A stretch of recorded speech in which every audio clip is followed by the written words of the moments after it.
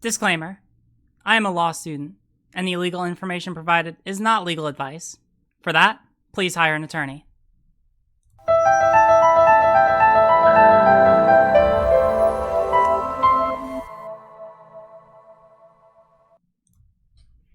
Hi. Let's begin with a hypothetical. Let's say that you have a stern father figure. Let's say that this father figure has a daughter that's of dating age. All right, whatever that age is, depending on what country you're in.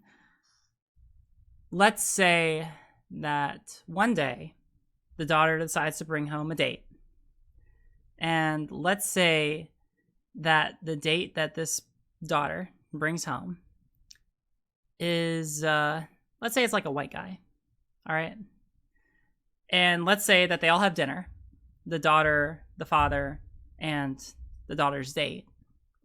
And let's say that during this dinner, the date, the white guy, talks about how he was proudly a participant in Charlottesville and in the Unite the Right event that happened there. All right. And let's say that after dinner, after the date leaves, the father talks to the daughter and says, "You know, that was a very fine person. You know, I think that was just a very fine kid that you brought over here." All right. Now let's say that some time passes and eventually the daughter decides to bring over a different person. Let's say that the daughter decides to bring over a black guy, or really any person of color, but we'll just say for this conversation, a black guy. Let's say that they likewise have dinner. Let's say that they likewise have, like a conversation. They all talk at the dinner table. And let's say that during this conversation, the date talks about how he had been at one of the recent protests about the death of George Floyd. Let's say that the dinner ends and the date leaves, and then the father tells the daughter that he thinks that person is kind of a thug and doesn't want anything to do with him.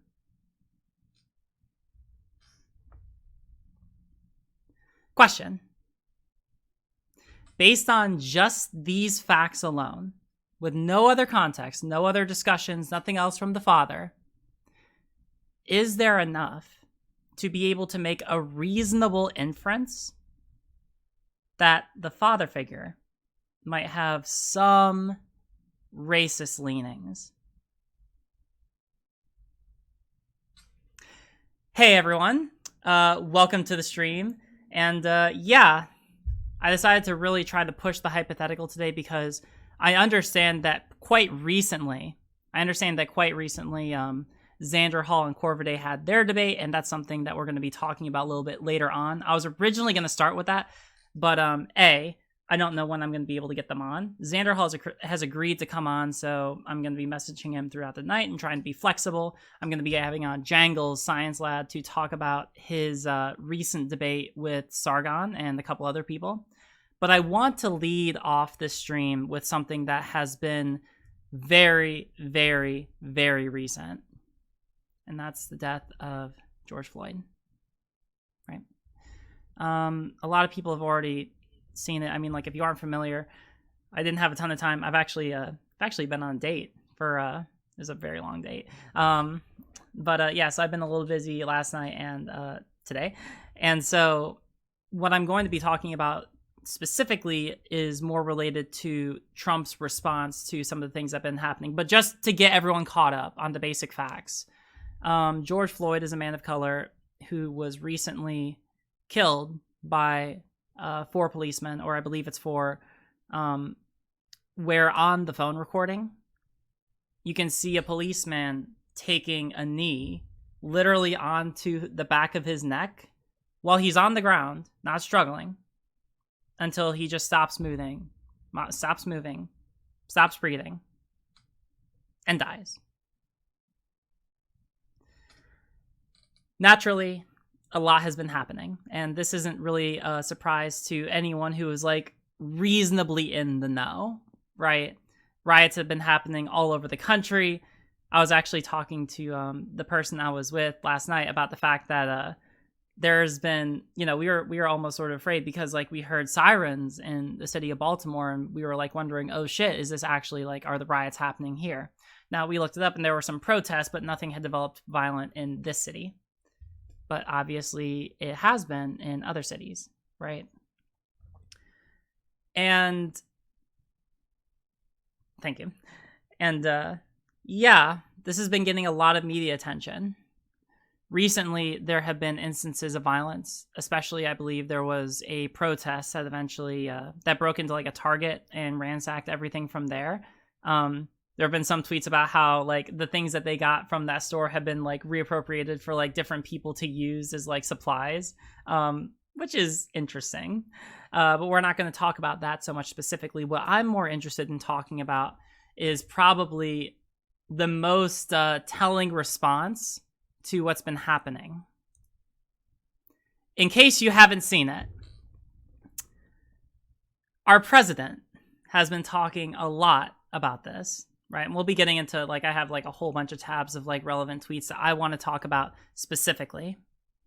But I think that the most interesting thing to say, like the most interesting thing to talk about like right now, is this tweet right here. We'll start with this first one and then we'll read this one so we have the full context. Quote, "I can't stand back and watch this happen to a great American city, Minneapolis.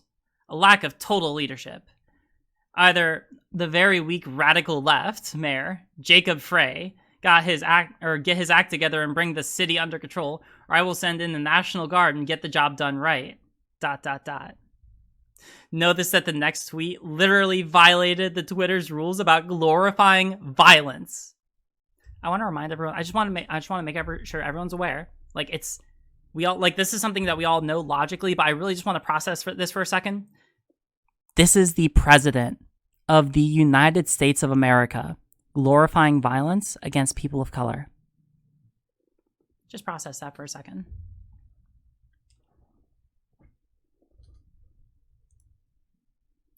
These thugs are dishonoring the memory of George Floyd, and I won't let that happen.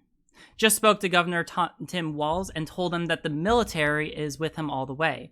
Any difficulty and we will assume control, but when the looting starts, the shooting starts. Thank you. Does anyone remember what happened in Charlottesville? Does anyone remember the statement that Donald Trump put out? Does anyone remember that? How Donald Trump said that, actually, you know what? Hold on. I want to see if I can pull it up. I was looking for it specifically.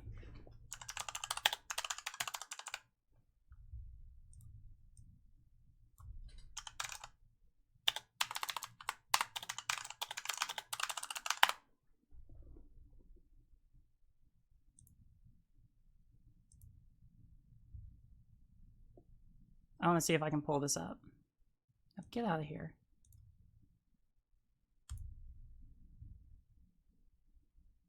I just wanted to. You're calling the alt-left and white supremacists on the same moral plane.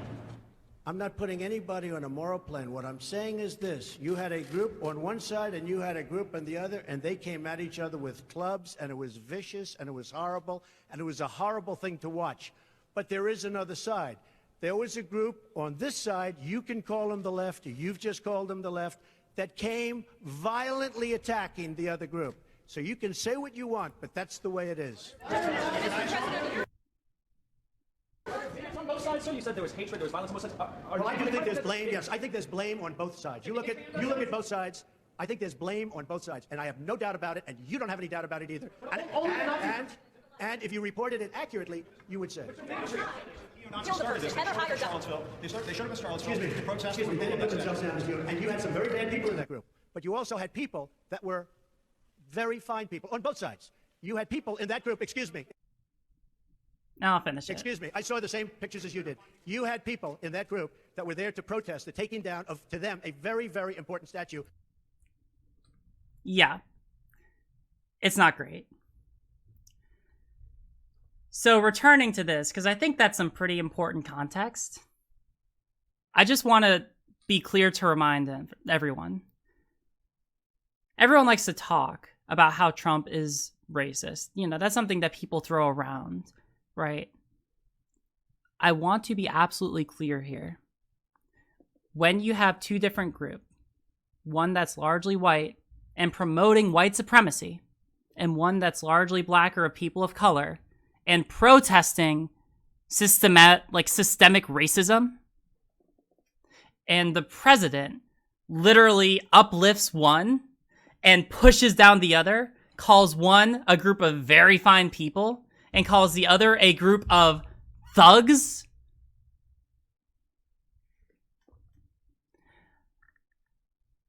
I really, I try my best. I try my best to interpret statements in the best faith interpretation possible.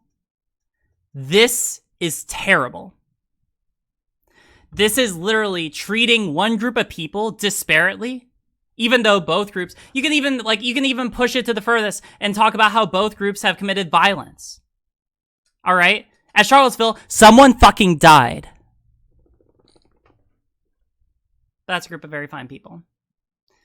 And here, you have a group of people who are black, who are protesting racism, and who are apparently thugs. This is literally the definition of disparate treatment. I really want to see, actually, I can't say that. I can't talk about what claims I want to be brought against him because that might be interpreted as giving a legal opinion. But my opinion of him is not great. This is the most interesting tweet, but I want to dig into this because he's tweeted out a little bit more after. I really want to talk about how much he's focusing on how he's framing this discussion and how he continuously condones violence against these people. Quote, "Great job last night at the White House by the U.S. Secret Service. They were not only totally professional, but very cool. I was inside watching every move and couldn't have felt more safe. They let the protesters," interesting how it's in quotes, right? As if he's implying that they're really not, or that they're something else, or that they're different from average protesters. "They let the protesters scream and rant as much as they wanted," totally framing them as reasonable people. "But whenever someone ... got too frisky or out of line, they would quickly come down on them hard, didn't know what hit them. The front line was replaced with fresh agents like magic, big crowd, professionally organized, but nobody came close to breaching the fence. If they would have been greeted with the most vicious dogs and the most ominous weapons I've ever seen." That's when people would have been really badly hurt, at least.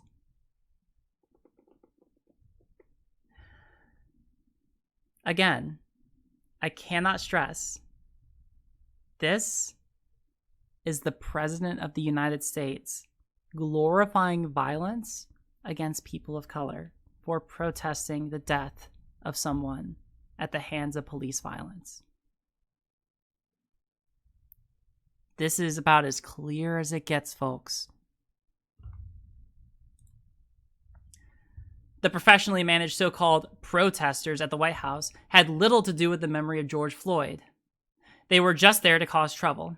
The Secret Service handled them easily. Tonight, I understand, is MAGA night at the White House. Can we just talk about how fucking insane this is? Literally, he's taking every single opportunity because at this point, remember, I just want to remind people, let's hold on. Where's trending? Explore. All right. Trump resign now is, hold on. Trump resign now is fucking at the top of trending. All right. Literally, it's been trending. It's been trending since yesterday. All right. He knows that everyone is fucking outraged, completely outraged by this take, by what he's been saying. He understands that what he's doing is wrong, or at least he's understanding that the reaction he's getting from everyone is at least showing him that people in large groups are drastically disagreeing with him, right? Like he's beginning to realize this. And so he just keeps doubling down over and over. They're not actually protesting George Floyd. They're doing something else because what is that thing? I mean, like who knows, but it's not protesting George Floyd. Which is kind of crazy, right?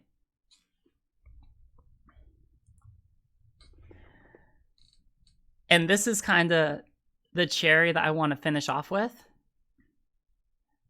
It's Antifa and the radical left. Don't lay the blame on others. I want to talk about this for a second. I find it very interesting because this happens all the time, right? I mean, like these kinds of shootings are not shootings. These kinds of police killings, like this is all too common in America right now. And every time this happens, somehow people seem to believe that actually there's no issue of systemic racism.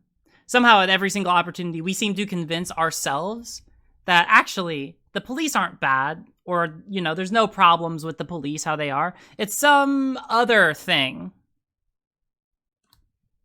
And amazingly enough, when people, especially people of color, we're talking primarily about like Black Lives Matter, right? And people who ascribe to that movement.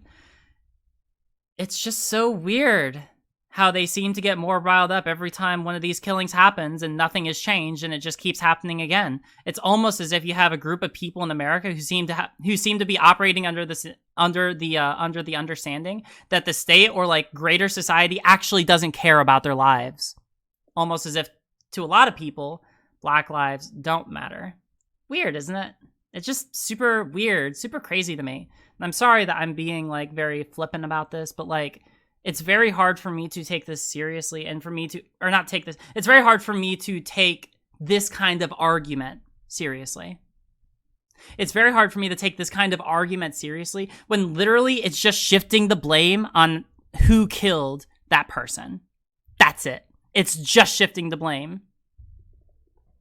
And somehow he's trying to construe it. And if it's not the specific death, it's everything that came afterwards, the protests, all of the riots, all of that. It's not as a consequence of a police killing, of a state killing of a man that did not call for it whatsoever. But because of Antifa and because of the radical left, there are plenty of problems with the president employing that kind of logic.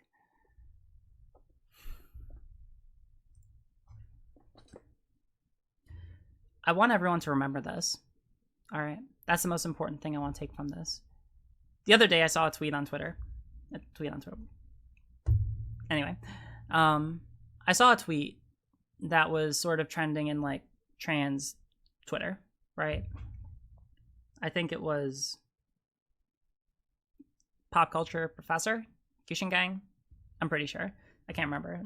If you didn't tweet it, well, congrats. You're a good enough person that I think you did. And they tweeted out that it's important for us as the trans community to be able to show as much solidarity to people in the Black community at this time. And I absolutely agree with that, right?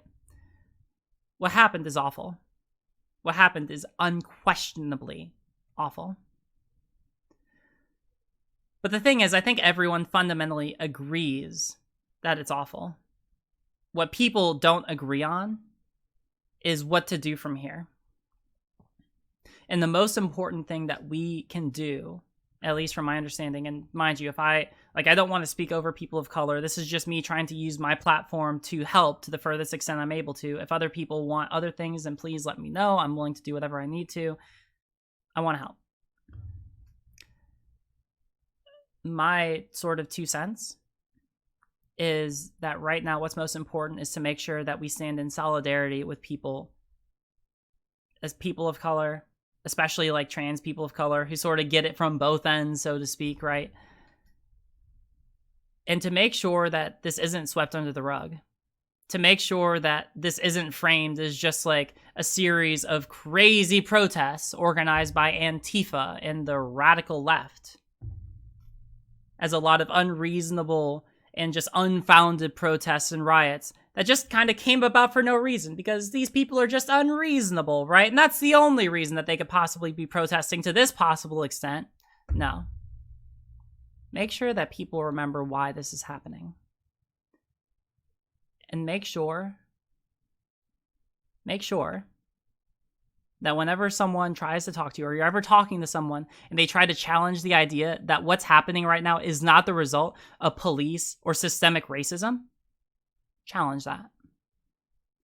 This is a numbers game. Everything in politics is a numbers game. And so what's most important isn't just like the vast, influencing of society. What's just important is influencing people on an individual level.